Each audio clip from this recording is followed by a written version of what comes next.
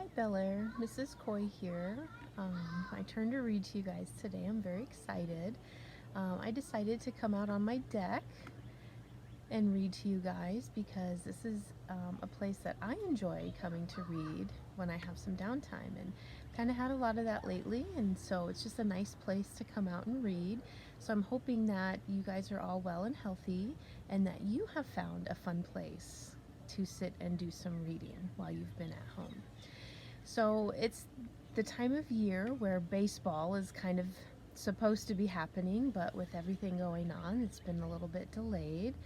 And so I'm kind of missing watching my baseball.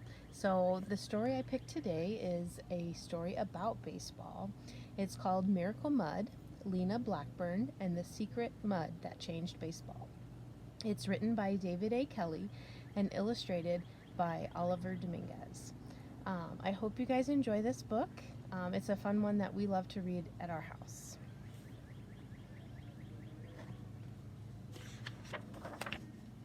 Miracle Mud.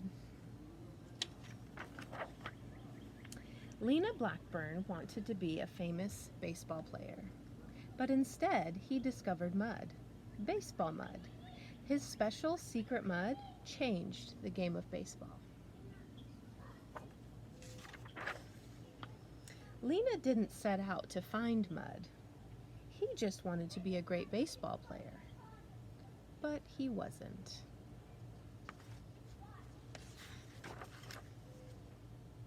Starting in 1910, Lena played for lots of baseball teams. He played first base, second base, third base, and shortstop. He even pitched in one game.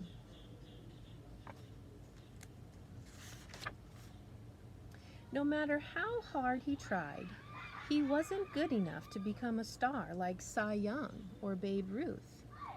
He wasn't going to be in the Hall of Fame. When his playing days were over, Lena became a coach. One day, an umpire complained to Lena about the baseballs. They were too wet and soft. The soggy balls were hard for pitchers to throw. They were hard for the batters to see, and they were hard to hit very far.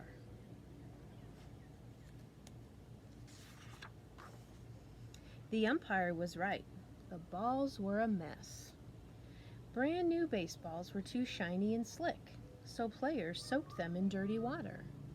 It got rid of the shine, but it also made the balls soggy and soft. Sometimes teams used shoe polish to get rid of the shine. It turned the balls black. Players even rubbed balls with spit and tobacco juice. That made the balls stink.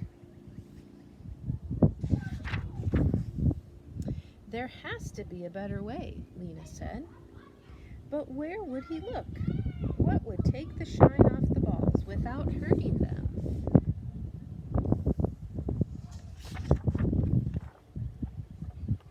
The next time Lena was home, he went to an old fishing hole. He lived near a river in New Jersey. Splotch! He stepped into some dark brown mud. It was soft and gooey. Lena's boots stuck in the mud. He slowly pulled it out. Lena had an idea. He reached down and scooped up some of the dark brown mud. It looked smooth and creamy, like chocolate pudding, but it felt gritty.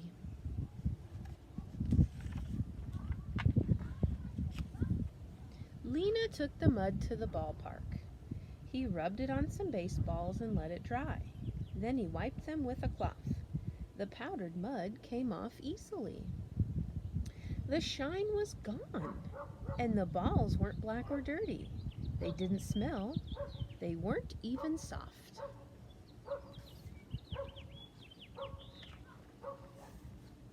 Lena made a batch of muddy balls for his team. The pitcher threw muddy fastballs, curveballs, changeups, and sinkers. The batters hit muddy singles, doubles, triples, and home runs. It worked! The players loved Lena's magic mud. Now they could use brand new baseballs for each game, as long as they were covered in mud first.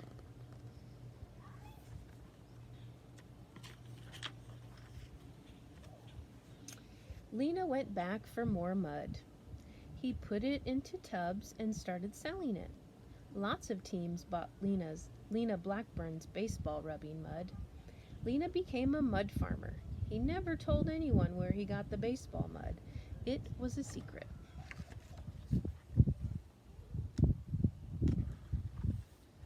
But it was no secret that the mud worked. Baseball teams have been buying tubs of Lena's mud for close to 75 years. That's millions and millions of muddy baseballs. Lena's mud is the only thing that's allowed on Major League balls. Players can't use water or spit or shoe polish, just mud. Lena's mud. Lena Blackburn didn't make it into the Baseball Hall of Fame, but his mud did. In 1969, a tub of his magic mud was put on display in the Baseball Hall of Fame.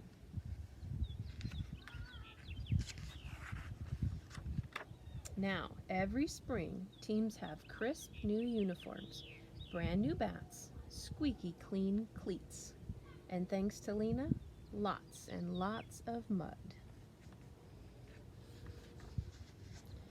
Now, I hope you enjoyed that story. Sometimes at the end of a book, there's a little more information. This one actually has an author's note I'm going to read to you. It's kind of long, so I'm going to turn the book the other way so that I can see it really well.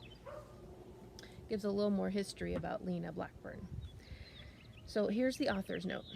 Dirty baseballs have been around since baseball was born. At first, baseball teams used baseballs for as long as they could. Sometimes they would use just one ball for an entire game. The more a baseball had been used, the easier it was for the pitchers to nick it and scuff it. Nicks and scuffs made the balls unpredictable. That made them harder for batters to hit. But it also made them dangerous. Ray Chapman, a shortstop for the Cleveland Indians, was killed when he was struck by an erratic baseball in a game on August 16, 1920. After that, umpires tried to replace damaged balls during games with new baseballs. But the leather on new baseballs is smooth, slick, and shiny, making it difficult for pitchers to get a good grip. The bright white cover also reflects light, making it hard for batters to see the ball well. So, players started using everything from shoe polish to dirt to tobacco juice, which is saliva mixed with the juice of tobacco leaves from wads of chewing tobacco to make balls dirty. Nothing worked very well. Russell Aubrey Lena Blackburn played Major League Baseball for 8 years, mostly for the Chicago White Sox. He also played short periods for the Cincinnati Reds, the Boston Braves, and the Philadelphia Phillies. Blackburn was a rather ordinary infielder, but he was good enough to become a coach. The Philadelphia Athletics hired Lena to be their third base coach in 1933. It was during this time that an umpire complained about the messy, soggy balls they had to use for games. Lena discovered his special mud near his home in New Jersey, along the banks of the Delaware River. He started selling it in 1938. At first, Lena only sold the mud to American League teams because he was an American League fan. By the 1950s, he was selling it to National League teams as well. Lena continued to supply teams with the mud until his death in 1968. In his will, Lena left the business to one of his friends, John Haas, who had helped Lena harvest mud. Haas passed the mud farming business on to his son-in-law, Burns Bintliff. Later on, Burns' son, Jim Bintliff, took over. Today, Jim Bintliff owns the business. The official rules of Major League Baseball require that before a game, the umpire should, among other things, ensure the baseballs to be used are regulation baseballs and that they are properly rubbed so that the gloss is removed. One of the home team's clubhouse attendants typically takes care of rubbing about 72 balls with mud before each game. While baseball mud is used during every game from spring training to the World Series, the mud harvesting season starts in July. Jim and his crew take a boat out to their secret mud hole. They scoop up hundreds of pounds of mud and bring it back to shore. Then comes the super secret part. They store the mucky brown mud in barrels over the winter. Perhaps something special happens in the barrels. We don't know, and they won't tell. And so that is the story of Miracle Mud. See you later, Bel Air.